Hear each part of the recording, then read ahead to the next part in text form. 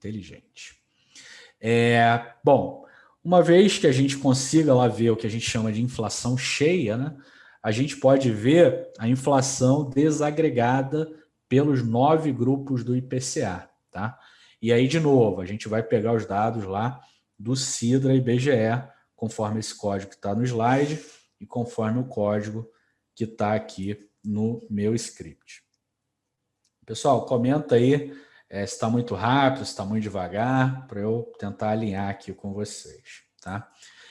Bom, eu vou pegar 2 tipos de dados aqui em relação aos grupos, porque eu quero fazer uma coisa que é bem comum em departamento de macro, para quem acompanha inflação, que é ver o que a gente chama de contribuição dos grupos para a inflação. E aí eu vou pegar 2 dados, né? Vou pegar a variação, né? Ou seja, a inflação mensal desses 9 grupos e vou pegar o peso desses grupos dentro do índice, né? Dentro do IPCA. Então, a variação a gente pega lá com esse código da linha 84 em diante, e o peso a gente pega com esse código da linha 92 em diante. Com esses 2 dados, a variação e o peso, a gente consegue construir o quê? A contribuição dos grupos. Tá? Então, a gente tem aí um data frame, vou mostrar aqui. Dar um view aqui, né? A gente tem aí a contribuição mensal, né? Repare que aqui eu tenho o vetor de datas e tenho aí os meus grupos aqui, alimentação, né? Habitação, enfim, os 9 grupos. Eu estou pegando só os dados de 2020, né? Porque houve uma mudança na POF, né? A pesquisa de orçamento familiar associada ao IPCA, e aí teve uma descontinuidade dos dados para esse tipo de dado que eu estou utilizando aqui, em relação aos dados anteriores, né? Que é uma POF diferente.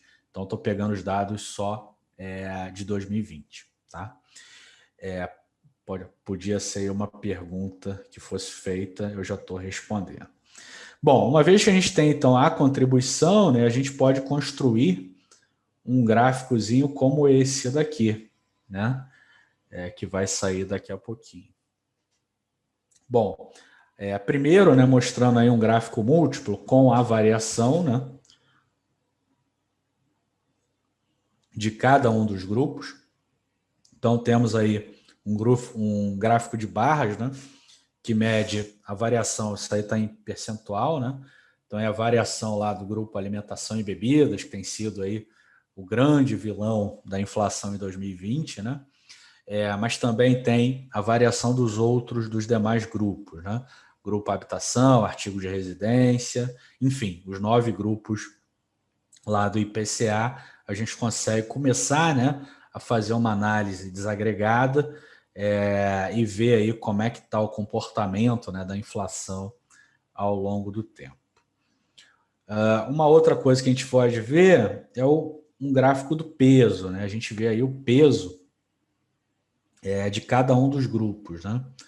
Você vê claramente aí que o grupo alimentação e bebida, né, ele tem um peso maior em relação aos 8 grupos do IPCA, né? E essa contribuição meio que ela é variável, né? Mês a mês esses pesos eles vão sendo atualizados, né? Mas a contribuição aí, o peso, né, do grupo alimentação e bebidas, ele vem crescendo, tá? Enfim, temos a variação, temos o peso e a gente pode então, né, criar lá o gráficozinho da contribuição. Primeiro a gente faz aqui um ajuste nos dados, né? A gente transforma de wide para long os dados e gera um gráficozinho aqui. Esse gráfico, ele dá aí, dá um zoom aqui, né? Tem uma legendinha aqui com as cores dos gráficos, né? Ele dá justamente, quando você pega lá e multiplica a variação naquele mês pelo peso do grupo naquele mês, o que você vai obter é a contribuição daquele grupo para a inflação daquele mês. De modo que se você soma as contribuições dos 9 grupos, você vai ter o quê? Você vai ter a inflação mensal daquele determinado mês. Então, esse gráficozinho aqui, ele mostra basicamente como que os grupos estão contribuindo para a inflação do mês. O verdezinho aqui é justamente o grupo lá alimentos e bebidas, alimentação e bebidas. Você vê claramente que ele tem tido aí, né, uma contribuição muito grande, seguido do grupo 5 aqui, que é o transporte. Tá? Então, esses grupos aí têm sido, que têm tido uma variação e, obviamente, uma contribuição maior para a inflação mensal. Tá? Então, com isso, você consegue já visualizar, escrever lá teu relatório, olha, a alimentação e bebida, de fato, tem tido aí uma importância grande para explicar a inflação mensal. Né? Obviamente, né, que aqui eu estou fazendo uma análise agregada a nível de grupo. Né? Para quem conhece o IPCA, sabe que você pode descer o nível de desagregação. Você pode ir para os subgrupos, né? Pode ir para os itens e trabalhar a nível de item. Né? Você reunir lá os itens, né? E ver os subitens, né? E ver a contribuição de cada um dos subitens para a inflação daquele mês. Né? E aí, num determinado mês, um subitem pode se destacar de forma bastante pronunciada, né? A depender, sei lá, acontecer um choque num determinado setor, e isso aí afeta a inflação daquele mês, tá? Então, estou dando um exemplo aqui, usando o nível de grupos, né? São os 9 grupos aí do IPCA, e dá para construir um gráfico como esse, que eu acho bem bonitinho.